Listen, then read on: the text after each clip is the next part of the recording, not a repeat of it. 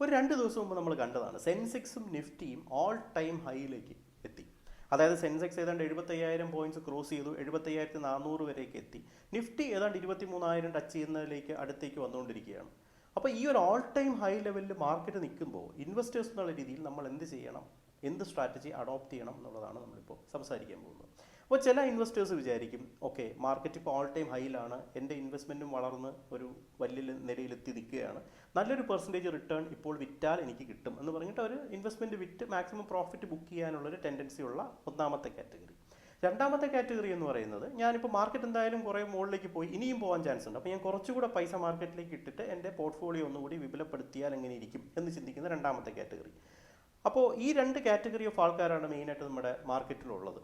അപ്പോൾ നമ്മൾ ഈ ഒരു ഓൾ ടൈം ഹൈയിൽ നിൽക്കുന്ന സമയത്ത് ഈ ഫസ്റ്റ് കാറ്റഗറി ഓഫ് ആൾക്കാർ മാക്സിമം വിറ്റ് പ്രോഫിറ്റ് ബുക്ക് ചെയ്യുമ്പോഴാണ് കറക്ഷൻ വന്ന് മാർക്കറ്റ് വീണ്ടും ഡൗണിലേക്ക് പോകുന്നത് മിക്കവാറും.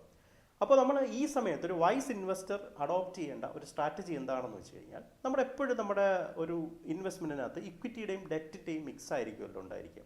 ഇക്വിറ്റി എന്ന് പറയുന്നത് ഇക്വിറ്റി ഷെയർസ് റിസ്ക് ഉള്ള ഇൻവെസ്റ്റ്മെൻ്റ് ആണ്. ഡെറ്റ് എന്ന് പറയുന്നത് എന്താണ്, ഫിക്സഡ് ഇൻകം തരുന്ന അത്രയധികം റിസ്ക് ഇല്ലാത്ത ഫിക്സഡ് റിട്ടേൺ തരുന്ന, ഇപ്പോൾ ബോണ്ട് പോലുള്ള ഇൻസ്ട്രുമെൻസിൽ ഇൻവെസ്റ്റ് ചെയ്യുന്ന രീതിയാണ് ഡെറ്റ് ഇൻസ്ട്രുമെൻസിൽ ഇൻവെസ്റ്റ് ചെയ്യുക എന്ന് പറയുന്നത്. അപ്പോൾ ഇക്വിറ്റിയും ഡെറ്റും തമ്മിലുള്ള ഒരു കോമ്പിനേഷൻ ആയിരിക്കും നമ്മുടെ ഇൻവെസ്റ്റ്മെൻറ്റ്സ്, മിക്കവാറും ആ ഒരു മിക്സ് ആയിരിക്കും എന്ന് നമുക്ക് അറിയാം.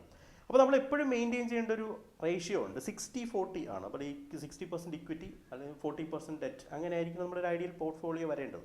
നമ്മൾ ഈ ഒരു സിറ്റുവേഷനിൽ ഇക്വിറ്റിയുടെ വാല്യൂ നമ്മൾ മാർക്കറ്റ് ഹൈയിലേക്ക് പോകുന്ന സമയത്ത് ഒത്തിരി കൂടി നിൽക്കുമ്പോൾ അതിനകത്ത് നമ്മുടെ ഇൻവെസ്റ്റ്മെൻറ്റിനകത്തുള്ള ഇക്വിറ്റിയുടെ പെർസെൻറ്റേജ് വളരെ കൂടുതലായിരിക്കും. അപ്പോൾ നമ്മൾ ചെയ്യേണ്ടത് ഈ സമയത്ത് ഒരു റീകാലിബ്രേഷൻ ചെയ്തതിന് ശേഷം ഈ 60-40 എന്നുള്ള റേഷ്യോയിലേക്ക് നമ്മുടെ ഇൻവെസ്റ്റ്മെൻറ്റ് കൊണ്ടുവരിക എന്നുള്ളതാണ് നമ്മൾ എപ്പോഴും ചെയ്യാനുള്ളത്. അതായത് ഇപ്പോൾ ഒരു 75% നമ്മുടെ ഇൻവെസ്റ്റ്മെൻറ്റ് പോർട്ട്ഫോളിയോയിൽ ഇക്വിറ്റി നിൽക്കുകയാണെങ്കിൽ ഒരു 15% എമൗണ്ട് വിഡ്രോ ചെയ്ത്, അല്ലെങ്കിൽ അത് വിറ്റതിന് ശേഷം ആ എമൗണ്ട് നമ്മുടെ ഡെറ്റ് ഇൻസ്ട്രുമെൻറ്റിൽ ഇൻവെസ്റ്റ് ചെയ്യുക. ആ ഒരു 60-40 റേഷ്യോ എപ്പോഴും മെയിൻറ്റെയിൻ ചെയ്യുക എന്നുള്ളതാണ് ഈ മാർക്കറ്റ് ഓൾ ടൈം ഹൈയിൽ നിൽക്കുമ്പോൾ നമ്മൾ അഡോപ്റ്റ് ചെയ്യേണ്ട ഒരു സ്ട്രാറ്റജി. അപ്പോൾ ഒരു കറക്ഷൻ വന്നാൽ നമുക്ക് അധികം നഷ്ടം വരാതെ നമുക്ക് ഈ പ്രോഫിറ്റ് നമ്മൾ ബുക്ക് ചെയ്തിരിക്കുന്ന ആ പ്രോഫിറ്റ് നമ്മൾ ഡെറ്റ് ഇൻസ്ട്രുമെൻസിൽ വളരെ സേഫായിട്ട് അവിടെ ഇരിക്കുന്നുണ്ടാവും.